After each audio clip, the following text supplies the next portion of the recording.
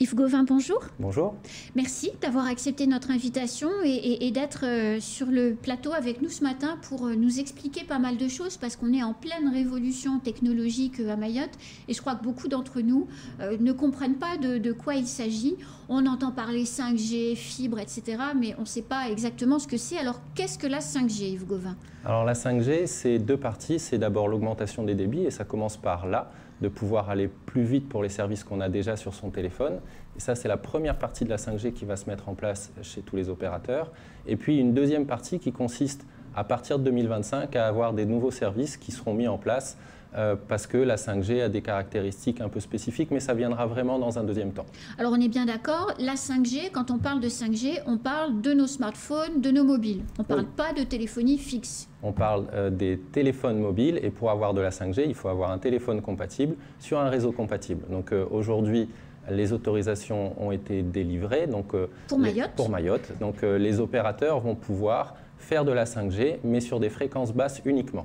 Alors, expliquez-nous cette histoire de 700 MHz, de 3,5, c'est quoi concrètement? Alors, la téléphonie mobile, ça se passe sur des fréquences radio, comme la télévision, comme tout ce qui passe, la radio, enfin toute cette partie-là passe par les ondes radio. Et la particularité de la 5G, c'est que, comme tout ce qui se passe pour l'Internet sur le mobile, c'est que plus les fréquences sont élevées, plus on peut aller vite sur ces fréquences. À Mayotte, le gouvernement, l'ARCEP, a décidé d'ouvrir uniquement les basses fréquences, donc des fréquences qui vont permettre d'avoir assez peu de débit finalement, puisque sur du 700 MHz, on peut aller jusqu'à 200 mégabits. 200 mégabits, ça paraît déjà beaucoup pour Mayotte, mais c'est ce qu'on peut avoir aujourd'hui avec un réseau 4G de bonne qualité. Et sur du 3 Go 5, c'est là qu'il y a la vraie révolution 5G. On peut monter à des fréquences de 1 gigabit seconde, donc l'équivalent de la fibre. Et pourquoi cette fréquence-là n'a pas été ouverte à Mayotte par le gouvernement? Alors, l'ARCEP ne donne pas ces raisons. On sait que cette partie-là, ce sont les fréquences utilisées par les militaires et que pour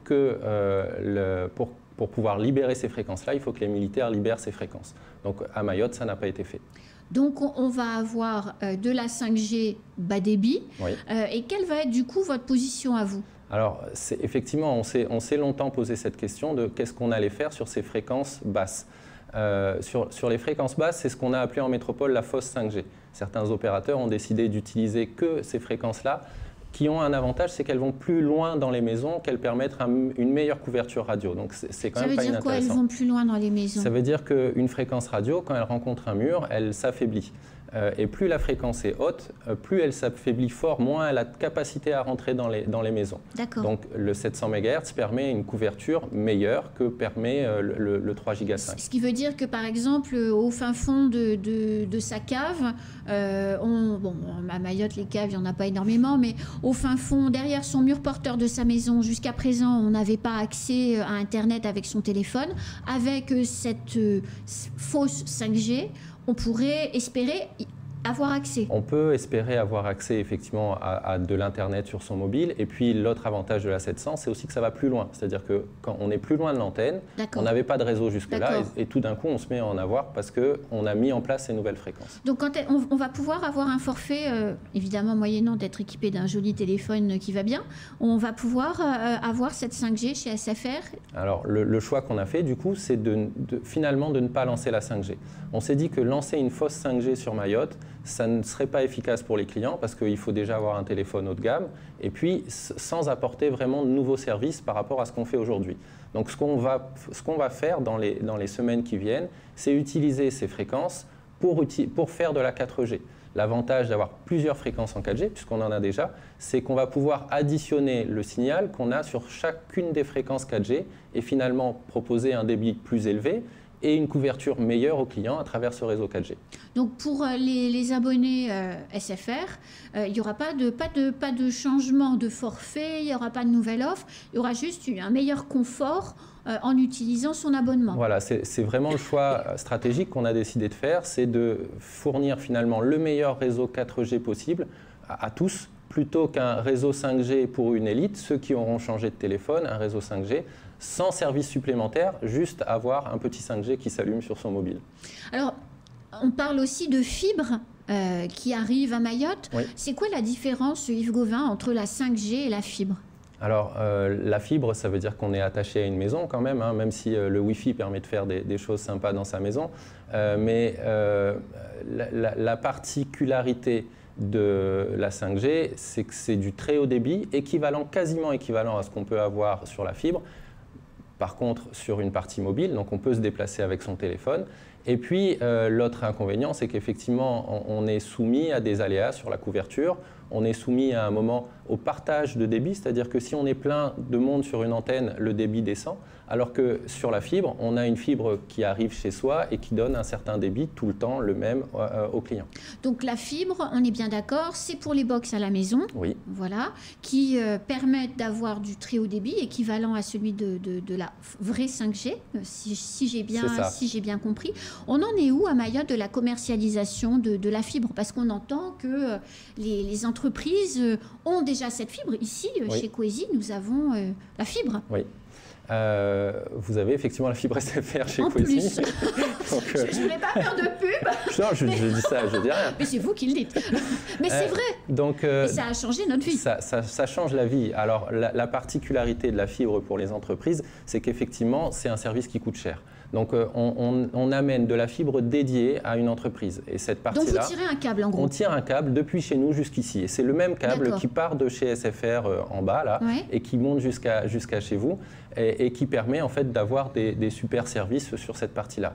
Pour le grand public, on est sur des réseaux qui sont un peu différents, qui utilisent un peu la même technologie, mais qui s'arrêtent dans la rue du client. Et à partir d'une grosse armoire dans la rue, on vient emmener la fibre à tous les clients.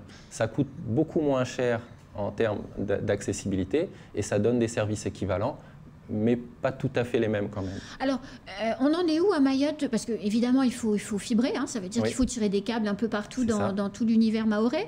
On en est où de cette installation géante de câbles? Alors, ça avance, mais ça avance essentiellement à travers ce qu'on fait pour les entreprises aujourd'hui.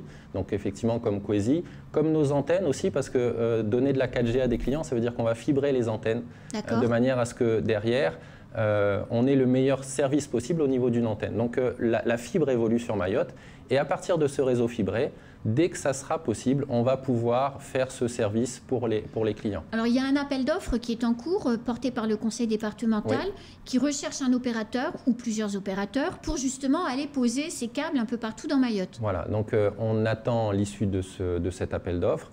Une fois que cet appel d'offres sera mis en place, alors soit par SFR, soit par un autre opérateur, on pourra aller s'accrocher sur cette fibre qui sera gérée par le conseil départemental et fournir l'essentiel de nos services aux clients, sachant que la grosse nouveauté qu'on a sur la fibre par rapport à la DSL, c'est qu'on va pouvoir avoir systématiquement les offres télé chez le client. Aujourd'hui, quand on est trop loin du répartiteur, on n'a pas cette télévision, on a un débit qui s'est écroulé et donc on n'a pas la télé. Le service sera identique qu'on habite à Mamoudzou ou qu'on habite à Kongou. À partir du moment où on a la fibre, on a exactement le même service, le même débit. Et ça va être la grosse nouveauté pour tout le monde. Vous estimez, selon votre expérience de Mayotte, vous estimez que cette seconde révolution technologique est en préparation. Elle sera accessible pour la population d'ici combien de temps? C'est en mois, en années? C'est en mois, clairement. Nous, on se prépare à cette partie-là, c'est-à-dire que la fibre, il y a deux morceaux. Il y a tout ce qui se passe jusqu'à chez le client, et donc c'est ce dont on parlait à travers l'appel d'offres. Et puis, il y a monter le réseau, le cœur de réseau, toute la partie informatique pour être prêt là-dessus.